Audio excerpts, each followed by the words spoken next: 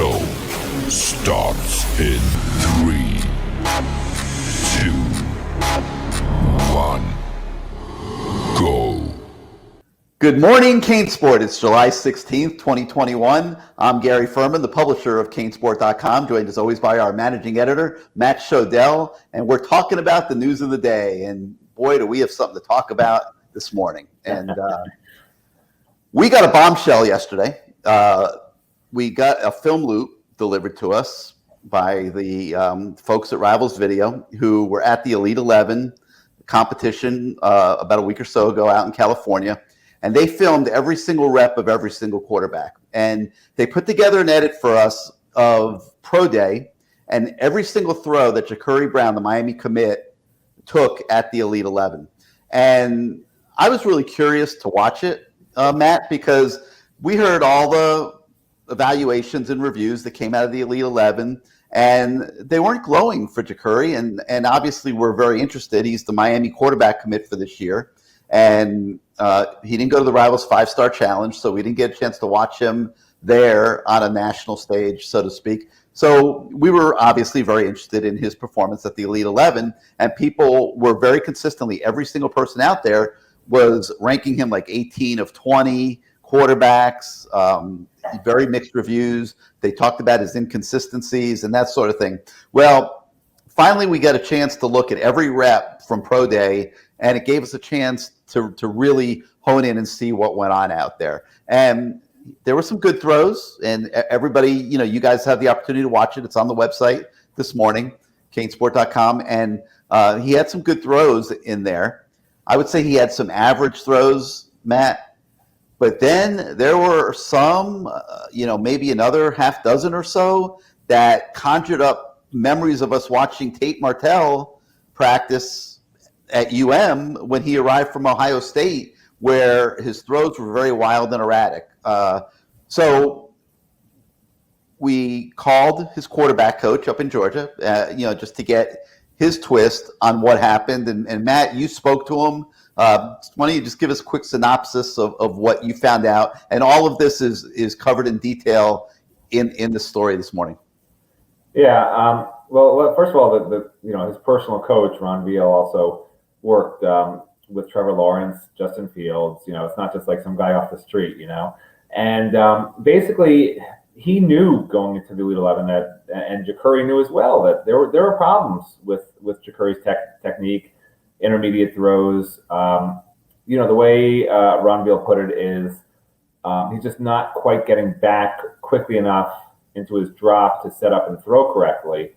And you can see sometimes the ball's coming out of his hand weird. It just doesn't look right, and he's not real fluid on his dropbacks. And I was talking to you about it yesterday about the comparison to Tate Martell, because it is a little bit scary when you see this is the guy that's going to be the future of Miami, but potential future of Miami. Yeah. Yeah, I mean, they're younger quarterback with Van Dyke and Jake Garcia. Let's right. be honest. I mean, so we don't know where Ja'Cory Brown's going to fit in the quarterback room moving forward, but he is the quarterback for this class. Correct, which is what I mean. Yeah, they're not bringing him in to not play ever. So, you sort of think, well, what did Rhett Lashley see? Because Miami has to know this. I'm sure they've talked to this guy, and I'm sure Ja'Cory, they know if Ja'Cory knows that there's an intermediate passing game problem. So I have to think Rhett Lashley thinks this is not a big deal, and that this is going to be easily fixed. And, it's just a matter of working on it and getting things down. It's like, it's sort of like, look, I grew up playing baseball, okay, more so than football, played in college, the whole thing. But in baseball, I was a pitcher, and when you're trying to change one little thing, like I had a little foot flip I did, right? When you try to keep that foot down the whole time, it throws off your whole rhythm. And I have a feeling, when you watch his high school film and his high school highlights, obviously they always look good, the highlights, but, I have a feeling after the season he started really working on this, and it can throw you off. It takes a while. It's not like you just fix it in a week or 2 weeks, technical things. One little technical thing can throw you off for a month, and this is a lot that he's working on, So I have a feeling he's in the middle of trying to fix things, and, Ja'Cory hasn't answered the phone a lot. He doesn't do a lot of interviews. Period, not just with us, but with anybody. But I would love to ask him, have you been working on it? My guess is yes. And my guess is he's probably in the middle of trying to fix things technically and isn't going to go back to his old habits just to look a little better at the Elite 11. And he's still working on these things and thinking it through and not just playing athletically.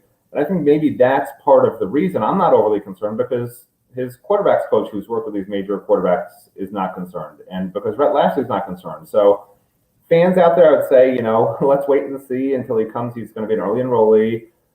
Hopefully by the spring he'll have this all ironed out. I think he will, and he'll look great. He's got the physical size, he's got all the athletic ability in the world, he's got good arm strength, so he's got all the tools. And now he's just working on his technique and fundamentals. And again, it's not like you snap your fingers and everything's going to look smooth all of a sudden. It's going to take time. All right, so this is a really interesting story and content item for you guys this morning, and you're really going to have the opportunity to sink your teeth into it. We got a lot of video in there. You've got all the throws from his pro day. You've got his high school highlight tape from his junior year to kind of compare, see what he did in games as a junior and how he looked at the Elite 11, just for comparison's sake. You have the highlight reels from the Elite 11 of all the other quarterbacks that were out there competing. So you can compare Ja'Cory Brown to the other quarterbacks that are going to different schools. And, you've got an Alabama commit, a Clemson commit, Texas A&M commit, Ohio State commit, et cetera, et cetera, et cetera. So you're going to get a chance to really take a look at all this video and, make some judgments for yourself. And we'll create a thread on the message board in the War Room for everybody to comment. I'm going to be very curious to see what you guys think after you read that story and watch the tape and formulate your own opinions on that. And then the other thing that's part of that item is you're going to get to watch Sam Howell do the exact same drill at the exact same place. And this is one of the better quarterbacks in college football this year. And you're going to be able to compare what he looks like to what these other young quarterbacks look like and what Ja'Cory Brown looks like. So really excited about that one this morning. We think we're really bringing you some good stuff. And I'll be curious to see what the opinions are after you watch all that video and read the story. Now, as I mentioned, Miami has Jake Garcia and Tyler Van Dyke as young quarterbacks. So it's not like the quarterback room is bare. Peyton Matocha's also in there. And obviously, you got the Eric King here for another year. So the quarterback is in a decent spot right now, probably a better spot than it's been in a very long time. So, Matt, would you agree that, regardless of what the conclusion and the windup ends up being here, whether Ja'Cory Brown shows up, a year from now with his mechanics more polished than they are today or not, that Miami's still going to be in a decent shape at quarterback with Garcia and Van Dyke, and Matocha? Yeah, I mean, look, Matocha, I think, is way behind the other two. I think so. But I would love for Miami to sign such a good quarterback this year that he can come in and compete for a starting job, because he's coming in the spring, right? So it's going to be wide open competition. Once Derek King's career here is over. So, I mean, why shouldn't Miami, quarterback have a young guy come in who, has a chance to play right away and is ready to take this thing like Sam Howell did, right, as a freshman. Like, was he a redshirt freshman? I don't follow North Carolina closely, but he was definitely a freshman of some kind. So, like, maybe this guy can come in and be the guy, But when you see something like this, it makes you think, okay, it's only down to two guys in the spring, right? Because, I mean, let's face it, it's going to be a while for him to really fix all these mechanical things. He's got to learn the whole offense, and and maybe Rhett Lashley has some other things that he's going to want him to learn as well, mechanically and technically, So, I do think at this point it's going to be a two-quarterback battle for the starting job next year. I don't think Ja'Cory Brown's going to be quite there yet, just based on what we saw. Probably not going to be able to, come right in and compete with Jake and Van Dyke. Yeah, but if he had looked great at Elite 11, if he was one of the top 5 or 6 guys, you'd say, oh, wow, he can compete right away. I mean, that's what happens, right? When he's one of the best quarterbacks out of high school in the country, and you're competing against every best quarterback in the country, and you look really, really good, like, why not? I mean, but he didn't look good, so he's got some work to do.